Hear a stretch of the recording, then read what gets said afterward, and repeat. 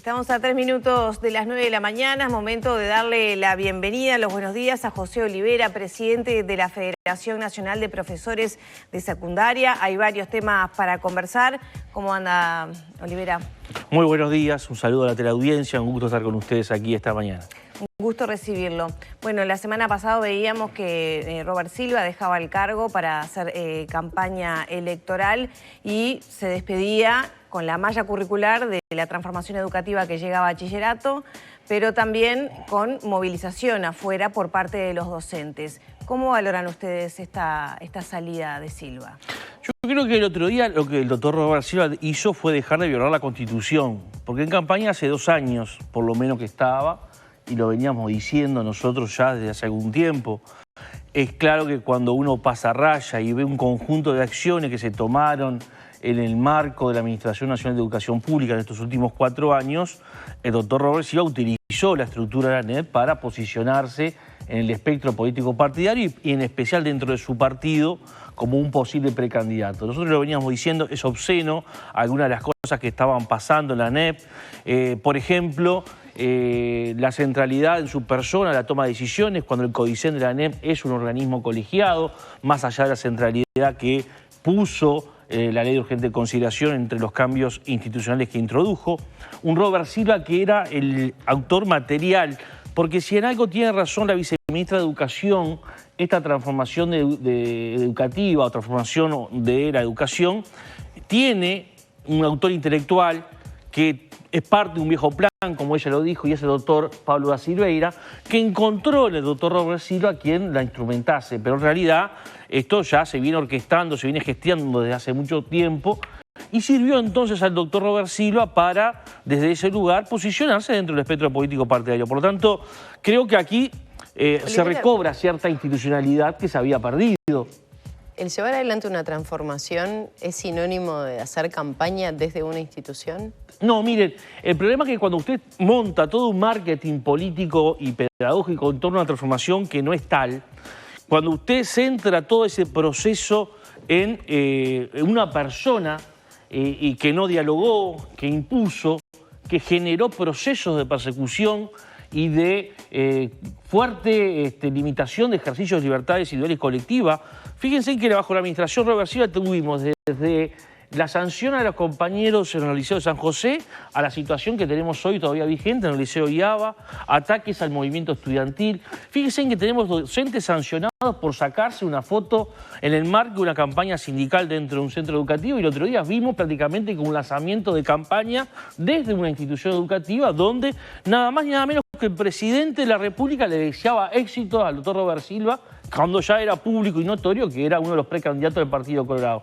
Por lo tanto, yo no creo que hacer una transformación educativa. Lo que pasa es que el doctor Robert Silva, que fue el autor material de una visión intelectual, de un viejo plan, como dijo la profesora Ana Ribeiro, que tiene su autoría en el doctor Pablo da Silveira, utilizó esa oportunidad para, desde allí, usar a la ANEP como plataforma. Hay cosas que son escandalosas y que se tendrían que investigar. Silva dijo que se le acusa de usar trampolín, pero que ese trampolín tiene muchos años, en la carrera educativa como para hablar de trampolín. Silva es un político profesional. De docente tiene muy poco y se le nota, como dijo hace un tiempo atrás la profesora exdirectora de secundaria Celsa Puente. Silva tiene un cargo hoy efectivo en un organismo del Estado, un organismo de Contralor. Es más, cobra ese sueldo, no cobra el sueldo del presidente del CODICEN de la ANEP, porque el sueldo de este otro cargo era mayor que el del presidente de la ANEP. Por lo tanto, Silva ha hecho una recarrera política a las sombras de la educación. Pasó por la Secretaría Administrativa, la Secretaría General del CODICEN, luego fue a actuar básicamente en otro organismo, o sea, no se dedicó de lleno a la educación y obviamente ha ido adquiriendo dentro del Partido Colorado, un partido que está en una especie de extinción, ¿no? Cierta notoriedad, pero claramente que la ANEP le sirvió, como otros hicieron otros actores políticos partidarios que utilizaban a los organismos del Estado como trampolín.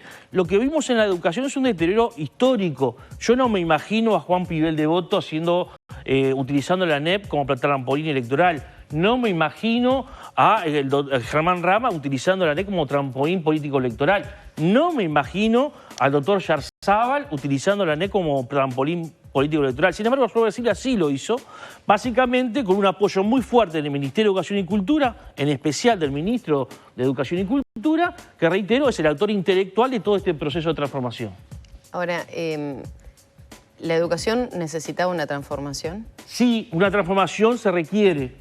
Eso está fuera de discusión. El problema es que si esa transformación yo la compro como quien compra un paquete, un kit de cocina, que no admite ningún tipo de cambio, que no admite ningún tipo de diálogo, que se tiene que instrumentar por la vía de la imposición, como se está haciendo hoy, que nos vamos a encontrar que muchos de sus postulados sirven para transformar la educación en Uruguay, en Costa Rica, en Panamá, en Perú, en Colombia.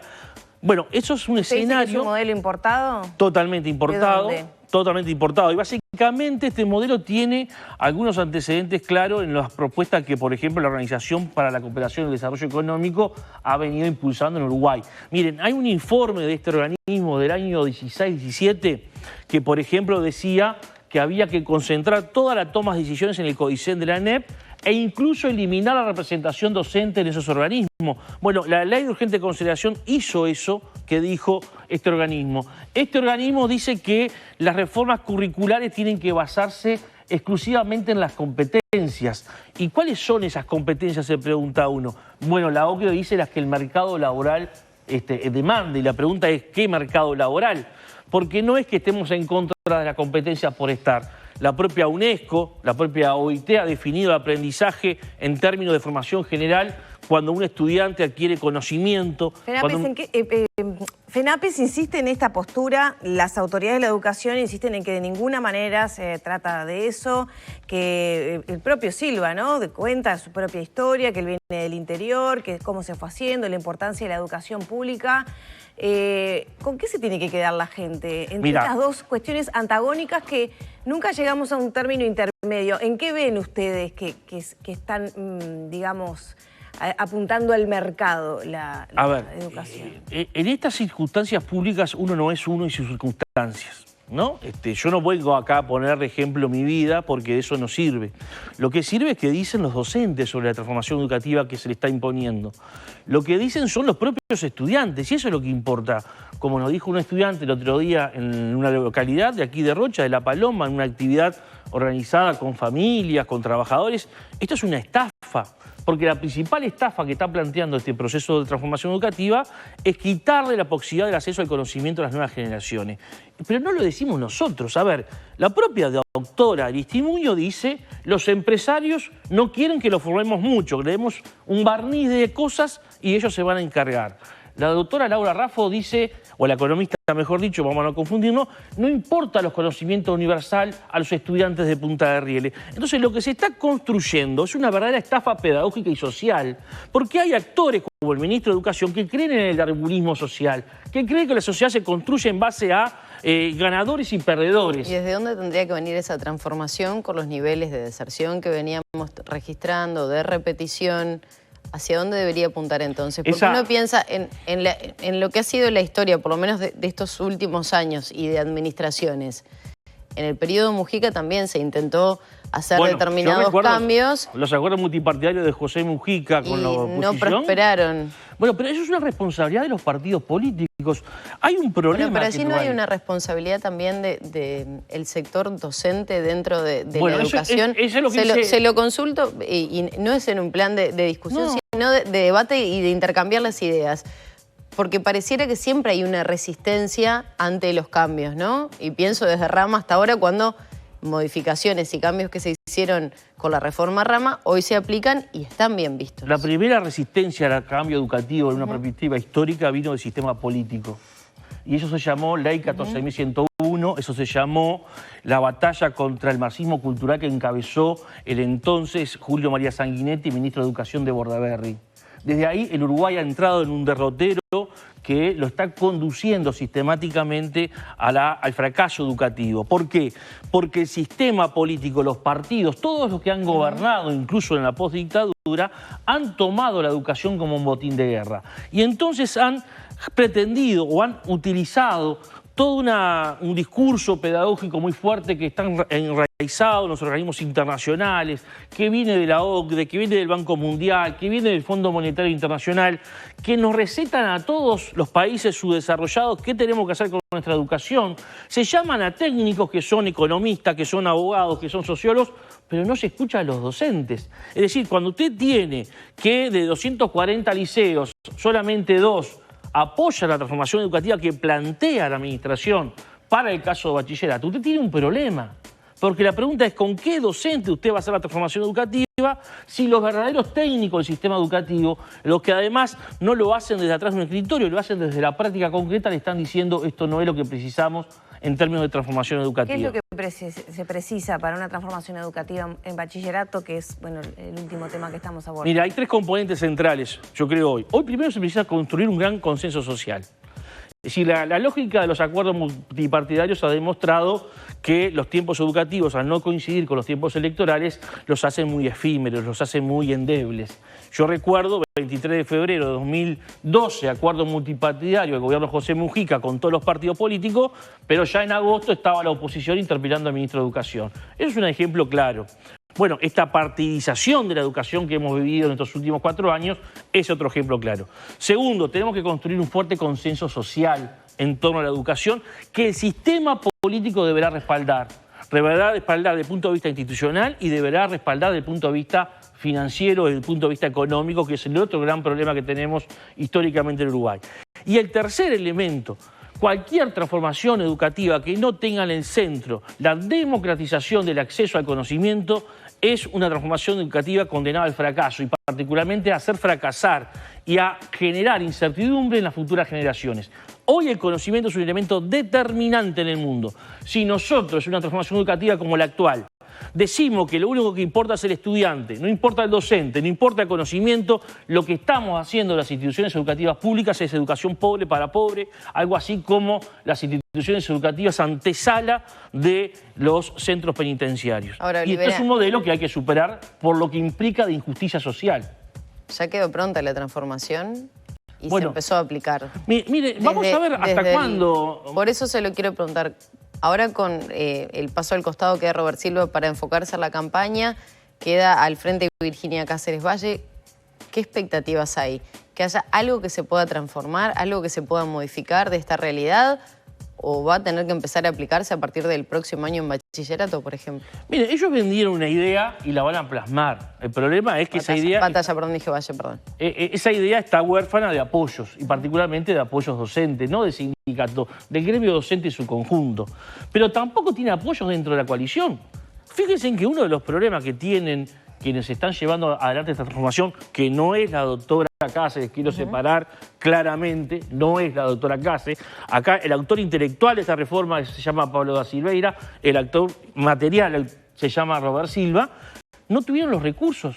La propia coalición le negó los recursos que se solicitaban en el marco de la transformación educativa. Quiere decir que tampoco hay unanimidades dentro de la coalición gobernante en torno a lo que se está haciendo en educación. Porque si usted entiende, como lo dijo el presidente de la República en la ONU, que esta es una transformación estructural de importancia, la pregunta que habría que hacerle al presidente de la República es ¿por qué se le negó en la última rendición de cuentas, como en las anteriores, los recursos que se solicitaban para esa transformación educativa y que hoy, incluso algunos de sus dispositivos que se están poniendo en práctica, se hacen sobre la base de recortar otras áreas de la educación y no se atienden elementos prioritarios, como el tema salud mental, como el tema rezago estudiantil, como el tema alimentación estudiantil, que son 3 demandas que están fuertemente instaladas en nuestro sistema y sobre las cuales no hay una sola respuesta. Se anunció la incorporación de psicólogos, ¿no? De reforzar. Creo que eran 60 que se iban a contratar. ¿Eso ya está funcionando? No, miren, arrastramos por lo menos unos 60 cargos de psicólogos del año pasado que no se han cubierto, producto de que un concurso que ha naufragado, que ha tenido dificultades, porque ese es el otro problema, ¿no? La gestión se ha deteriorado fuertemente a partir de la desaparición de los consejos. Es cierto que en el último tramo se crearon, en el caso de secundaria, unos 30, 35 cargos más, pero el grueso de esos casos, yo diría el 99%, todavía no han sido asignados. Por lo tanto, no se está desarrollando ninguna política concreta de atención a la demanda estudiantil. ¿FENAPES tiene algún reparo para que, bueno, Virginia Cáceres ocupe el lugar de Robert Silva?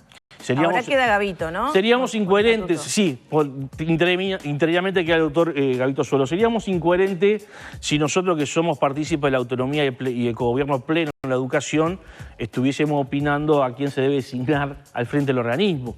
Está claro que la doctora Cáceres, con la cual tenemos un muy buen vínculo, ha desempeñado la tarea de secretaria general del organismo, recién llegada al organismo además. Creemos que sería una injusticia enorme mañana echarle la responsabilidad o culparla del fracaso de esta transformación educativa, porque, reitero, su accionar ha sido desde otro ángulo, desde otra, digamos, área de trabajo en la administración. Por lo tanto, eso es una decisión del sistema político, particularmente de la coalición gobernante. Ustedes saben que para acceder al cargo requiere venia del Senado, en una primera votación mayoría especial y en una segunda votación mayoría simple, así que veremos cómo se procesa esta discusión en el Parlamento. Ahora, Olivera, la transformación educativa, de acuerdo a algunas encuestas, tiene prácticamente la mitad de la población que la apoya. Bueno, y esa es una pregunta interesante. Primero, yo tengo dudas sobre algunas encuestas, y lo tengo que decir claramente, porque, bueno, hay elementos de la realidad, por lo menos en los últimos 10, 15 años, que no dejan muy bien paradas las empresas encuestadoras. Segundo, aparte de este elemento, yo tengo dudas que esas encuestas que vienen de encuestadoras que trabajan para el organismo y que tienen contrato con el organismo, porque, bueno, ahí se nos genera cierto ruido, por decirlo de manera. Y en tercer lugar, la mejor encuesta en este aspecto... Sería poner en duda el trabajo de profesionales, ¿no? No, yo no pongo en duda el trabajo de profesionales. Yo estoy diciendo que cuando usted tiene una mediación comercial, a uno le genera ruido. Y tengo el derecho a decirlo, ¿no? Y esto no es cuestionar a ningún profesional. ¿Pero quién debería contratarla? Bueno, mire, yo he visto otras encuestas, por eso digo, y comparo. No, ¿qué dicen las otras encuestas? Las otras encuestas le dan muy mal los datos le dan.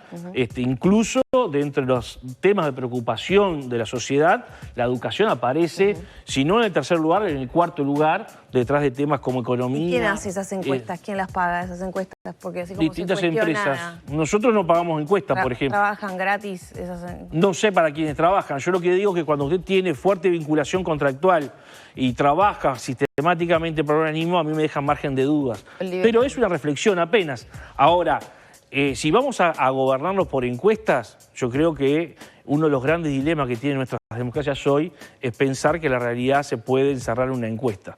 Hay realidades que dicen claramente que hoy la demanda, por ejemplo, por mayores espacios en los bachilleratos viene de los estudiantes, el rechazo a lo que se está planteando viene de los docentes, el propio gobierno no respaldó financieramente la transformación educativa. Entonces quiere decir que esto hace mucho ruido y tiene muchos problemas.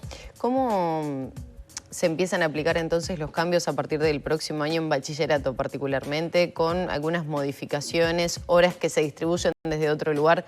Sería muy largo y extenso poder explicar cómo es cada una de esas. Sí, es un documento muy largo y extenso que se acaba... señala que es como un ataque directo a la institución prácticamente, no desde el sindicato.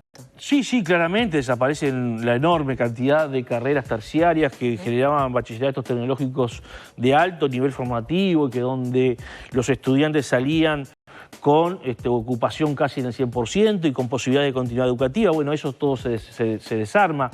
Y lo de bachillerato en secundaria, lo planteado arriba de la mesa es su aplicación exclusivamente en cuarto año. Hay toda una serie de cambios para quinto y sexto que no sabemos si se va a llegar a aplicar por parte de la administración. Hay un salto al vacío, porque si hay algo que no se ha hecho es evaluar cómo han funcionado los cambios que se introdujeron en EBI. Y cuando yo pienso en continuidad educativa, tengo que necesariamente atar una cosa con la otra, es decir, qué resultados me generó en los primeros 3 años de la educación media, particularmente en el 9º año, estas transformaciones, porque si no después la continuidad educativa se me puede complejizar. Esa evaluación no está hecha por la administración, aunque extraoficialmente los mandos medios, que tienen mucho miedo en hablar, porque al que habla se lo sanciona o se le pide o se le invita a retirarse, están dando muy malos resultados en términos incluso de retención. Hay estudiantes que en ciertas zonas del país que a esta altura registran más de 60 faltas y, como ustedes saben, esos estudiantes no van a repetir el año.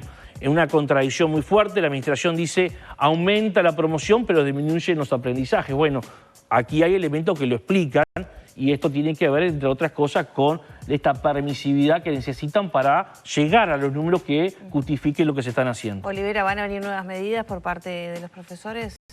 Mira, nosotros estamos evaluando temas que tienen que ver con condiciones de trabajo en este momento. Estamos trabajando fuertemente en la política de concursos, tanto para docencia indirecta como para docencia directa. Hace 9 años que no hay concurso en docencia directa y esta es responsabilidad de esta administración y de la anterior. Hoy hay más de 6.000 docentes que van a poder concursar para acceder a la efectividad en los cargos a partir del año 2025. Estamos trabajando el tema de elección de horas para el año 2024, donde hay planteos de cambios también que no han sido evaluados. Por lo tanto, una vez que recojamos todas esas informaciones, que hagamos los intercambios desde nuestras filiales, de nuestro sindicato de bases, estaremos analizando los pasos a seguir. En principio estamos en un proceso de diálogo permanente con la administración, que además tiene estos cambios de los cuales hemos hablado. ¿Se quedó con ganas de debatir con Silva? No, el que nunca quiso debatir con nosotros fue él. Silva quiere debatir con Orsi. Claro, le llama colega. Eso lo